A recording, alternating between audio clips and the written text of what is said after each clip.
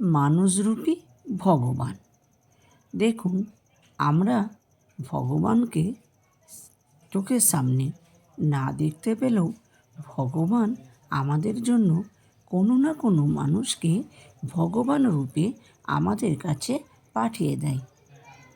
কারণ ভগবান যেটা চুপি চুপি করতে পারে, আর মানুষরূপী ভগবান সে সামনে এসে সশরীরে সামনে এসে সেই কাজগুলো করতে পারে। এই রকমই একটা দৃষ্টান্তমূলক গল্প আমি আজ আপনাদের কাছে শেয়ার করতে চলেছি। একজন ভগবানরূপী মানুষ। সত্যি ভগবান আমাদের জন্য হয়তো ওই মানুষটিকে পাঠিয়েছিল। তো ওই মানুষটি কোনো দিন কারোর সাথে কোনো খারাপ ব্যবহার তো করলই না, তারপরেও সকলকে যতটা সম্ভব সাহায্য করে গেছে, যাতে মানুষগুলো ভালো থাকে, গরিব মানুষ থেকে একটু যেন খেয়ে পরে বাঁচতে পারে। তাছাড়াও নিজেদের মধ্য থেকেও মানুষকে সাহায্যের হাত বাড়িয়ে দিয়েছে, তার কর্মজীবনে কর্ম করে যেন তারা খেতে পারে। এইরকম অনেক দৃষ্টান্ত আছে। তো আজকের গল্পটা আমি এই জন্য বলতে চাইছি যে মানুষ অন্যের জন্য এত কিছু করে থাকে, সেই মানুষ নিজের জন্য কোনো চিন্তা ভাবনা করেনি। তো এই গল্প থেকে আমরা শিক্ষা পেয়েছি নিজের জন্য কিছু ভাবনা চিন্তা করা উচিত। মানুষটার ভালো চাকরি করত, পয়সাও ভালোই পয়সা ছিল। তো পয়সা থাকলেও সে সেই পয়সা অন্যদেরকে সাহায্য করেছে, যাতে তারা ভালোভাবে বাঁচতে পারে।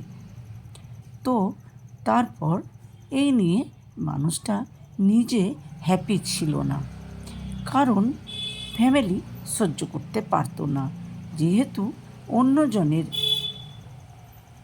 অন্যজনেদের জন্য সাহায্যের হাতটা বাড়িয়ে দিত বা বাড়াচ্ছে। এই কারণে ফ্যামিলিতে প্রচুর অশান্তি। এইভাবে চলতে চলতে মানুষটা একদিন রিটায়ার নিল। রিটায়ার নেবার পর মানুষটার জীবনে আরও দুর্বিষয় নেমে এলো। ওই ভগবানরূপী মানুষ, যে মানুষটাকে সত্যি আশেপাশে আত্মীয় স্বজন সবাই খুব শ্রদ্ধার চোখে দেখত, সেই মানুষটার কাছ থেকে আস্তে আস্তে সবাই কার সাথে ডিটাচ করে দিল।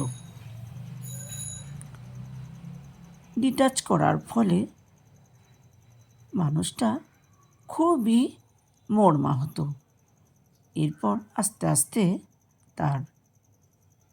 তার মধ্যে আর ব্রেন কাজ করছে না, এমনকি ফোনটাও তার কাছ থেকে কাড়িয়ে নেওয়া হলো। ফোন করলেও মানুষের দুটো কথা বললেও মনটা ভালো থাকে বা একটু স্বাভাবিকভাবে বাঁচতে পারে। তো এই যে রাগ এত মানুষকে কেন করেছে, কেন সাহায্য করেছে? এমনটা নয় যে সাহায্য করেছে বলে ফ্যামিলিকে সে দেখেনি বা ফ্যামিলির জন্য কিচ্ছু রেখে যায়নি। ব্যাংক ব্যালেন্স বলো, সব কিছুই ফ্যামিলির জন্য বরাদ্দ বড় সে এইগুলো করেছিল। কারণ সত্যি ভগবান আমরা চোখে দেখিনি, এই রকম ভগবান এই শেষ বয়সে এত কষ্ট পাবে কেউ কোনো দিন চিন্তা করতে পারেনি। যে মানুষটা সবাইকার জন্য ভেবে গেল, ফ্যামিলির জন্য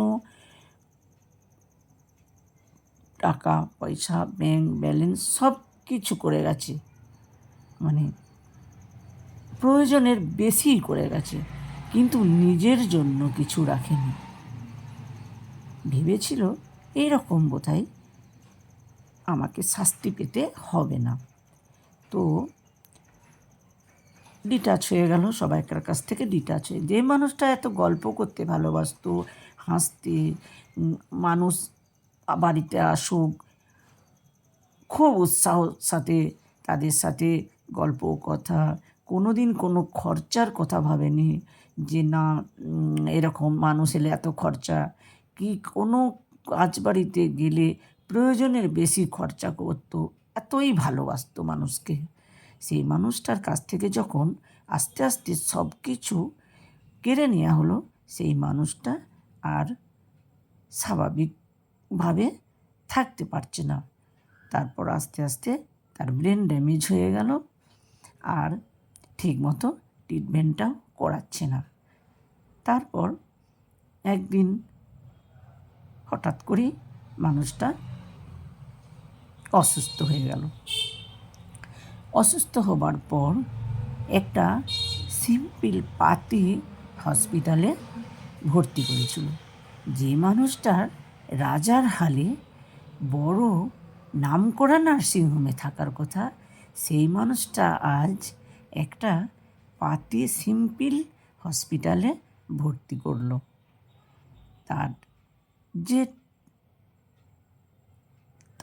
যে অসুবিধা, তার যে রোগ, সেই রোগটারই ট্রিটমেন্ট হলো না। এমনকি অসুস্থ হবার পরও কোনো কাউকে খবর দেওয়ারও দরকার মনে করেনি। ভেবেছিল যে এখনই যদি কিছু হয়ে যায় তাহলে ভালো হয়। এখানে আমি ফ্যামিলি যে বললাম, ফ্যামিলির মধ্যে কে হতে পারে সেইটা আপনারা অনুমান করে নিন। যদি আমার এই গল্প শুনে থাকে বা ভেবে থাকে যে কার উদ্দেশ্যে আমি বলছি, তো সেই জন্য আমি বললাম আপনারা চিন্তা করে নিন ফ্যামিলির মধ্যে কে এরকম করতে পারে। তো তারপর যখন অসুস্থ হয়ে ওই পাতি হসপিটাল থেকে বাড়ি নিয়ে এলো, তারও বেশ কয়েকদিন পর তার যে আশেপাশের ভাগনা ভাগ্নি, ভাইপো ভাইজি, দিদি, যে সব আত্মীয় স্বজন আছে তাদেরকে একটা করে ছুঁড়ে ছুঁড়ে খবর দিল। মানে একজনকে ছুঁড়ে বলল, সে বলল আবার আরেকজনকে, এরকম ব্যাপার। তারপরে সবাই দৌড়ে এলো, ঝাঁপিয়ে পড়ল, কী ব্যাপার, এই ব্যাপার, এতদিনে খবর পেলাম। তো যাই হোক, যখন এসে দেখলো ওই মানুষটা বিনা অক্সিজেনে বাড়িতেই রেখে দিয়েছে। একজন তত্ত্বাবধান করার লোক অবশ্য রেখেছিল, আর যে ডাক্তারের ট্রিটমেন্টে ছিল ওই ট্রিটমেন্টে বাড়িতেই রেখে দিয়েছে। কেন বাড়িতে রেখে দিয়েছে? নার্সিংহোমে দিলে নাকি টাকা খরচ হবে, এই জন্য বাড়িতেই রেখে দিয়েছে আর কি।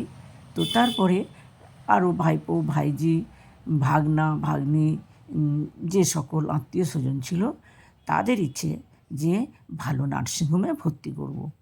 তো ওনার মিসেস রাজি হবে না, মানে এমন একটা জেদ ধরেছে যেন কি ভালো কাজে জেদ। তারপরে অনেক কষ্ট করে রাজি করানো হলো, কিন্তু অনেক দেরি হয়ে গেছে। নার্সিংহোম থেকে আবার সেই বাড়িতেই নিয়ে আসা হলো।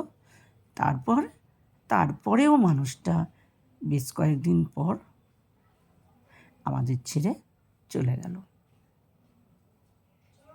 এই গল্পটা আমি আপনাদের কাছে এই জন্য শোনাতে চাইলাম, তো নিজের জন্যে অন্তত কিছু কোনোভাবে রাখা দরকার ছিল। তাহলে বাড়ির মানুষ যে পরিষেবাটা দিল না, এই ব্যবস্থাটা থাকলে অন্তত পরিষেবা পেয়ে মানুষটা আজ আমাদের মধ্যে হেঁটে চলে বেড়াতে পারত, দৌড়তে না পারুক। এই ছিল আজকে আমার গল্প। তো গল্পটি যদি শুনে ভালো লেগে থাকে তাহলে কিন্তু এই রকম পরিস্থিতিতে পড়ার আগে সবাই একটু করে ভেবে দেখবেন। তো আজকের গল্প এই পর্যন্তই। আবার অন্য কোনো দিনে অন্য কোনো গল্প নিয়ে চলে আসবো সবার সামনে।